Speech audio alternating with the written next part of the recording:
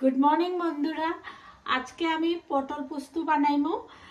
বন্ধুরা, পটল আর এইটা কাটিয়ে রাখছি কারকুল, এইটারে আমি ভাজা করবো।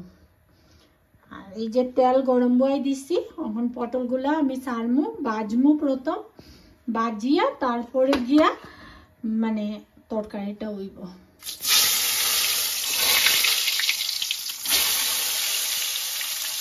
ভয় লাগে তেলটা ফুটিয়া হাতে নি পড়ে, এটা লাগিয়া ভয় লাগে আমার। এই দেখেন কয়েকটা ডাল না, এগুলো ভাজা হইলে আর একটু ঢালবো।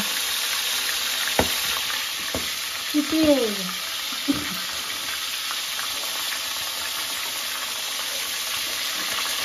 আস্তা পটল না, এটার লেগে একটু ইয়ে করিয়া দিচ্ছি, দাগ করিয়া দিচ্ছি, কিন্তু তাও আস্তা গতিতে এটা ফুটে রয়েছে। একটু দুধটা খেয়ে পটলটা খাওয়ার চেষ্টা করবা যদি বানাই। যখন দাগ খেয়া দিব তো আস্তে আস্তে সিদ্ধ হইব। যে পটলের লাগিয়ে আমি পোস্ত গ্রাইন্ড করবো। 1 চামচ, 2 চামচ, 3 চামচ, 4 চামচ, কারণ আমার পটল অল্প বেশি আছে, ওইটার লাগিয়া আমার 4 চামচ পোস্ত লইতে লাগছে।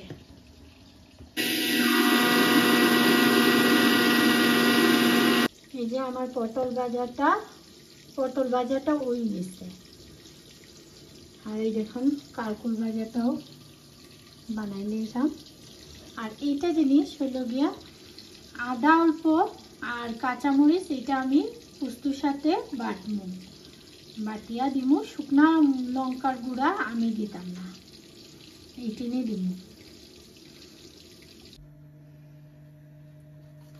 পটল ভাজা যে করছি এটার কড়াইয়ের মধ্যে আর যা তেল রয়েছে ওইটার মধ্যেই আমি পটল পোস্তটাও বানাইলাম।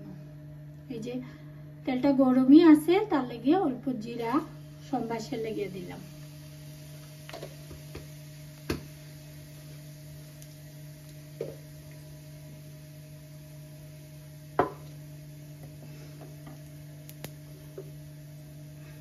এই যে পোস্তটা বাটছিলাম আদা কাঁচামরিচ দিয়া, ওইটা ডালবো।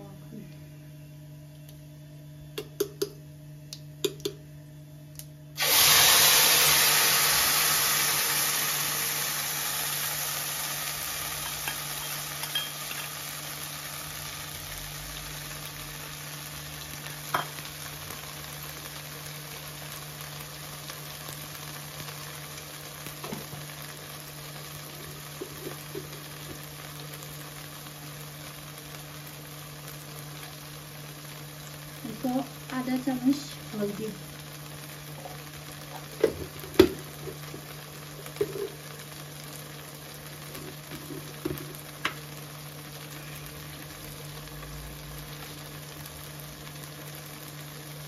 আধা চামচ লবণ,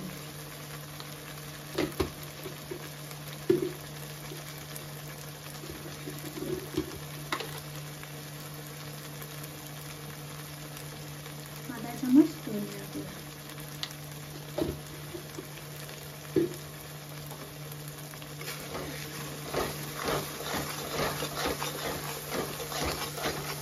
এটার মধ্যে মরিচের গুঁড়া দিতাম না, কারণ হলো গিয়ে আমি কাঁচা লঙ্কা বাটিয়ে দিচ্ছি।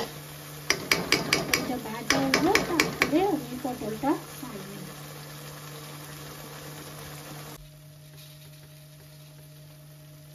এটার মধ্যে আধা চামচ থেকে অল্প একটু চিনি দিব।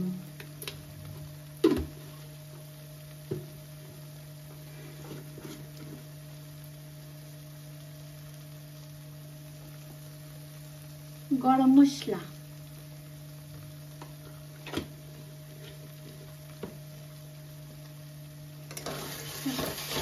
ভাজা মোটামুটি হয়ে গেছে, কাটাইয়া তারপরে আমি পটলটা ছাড়িয়ে দিই।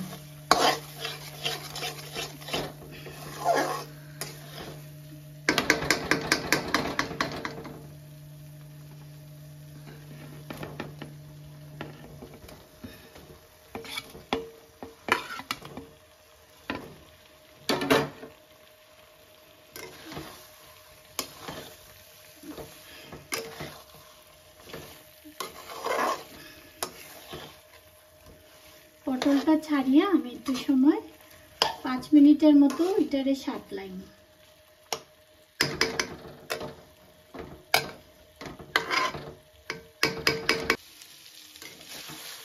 এই যে পটলটা সাঁতলানো হয়ে গেছে, এখন আমি অল্প ঝুল দিব।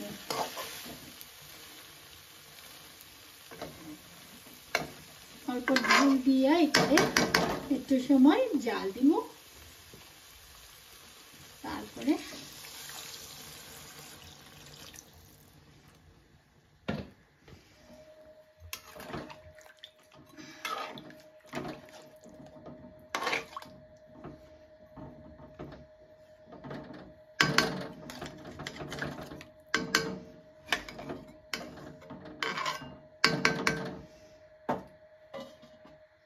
পাঁচ মিনিট পরে এটাকে নামাইব। এই যে তরকারিটা আমার পটল পোস্ত রেডি।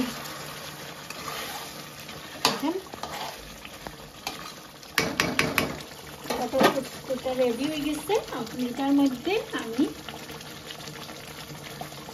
1 চামচ ঘি দিব, আরো অল্প দিলে 1 চামচ কম হয়ে যার লাগে। ঘি দিলাইছি, আমার পটল পোস্ত রেডি হয়ে গেছে। আমি এখন এটাও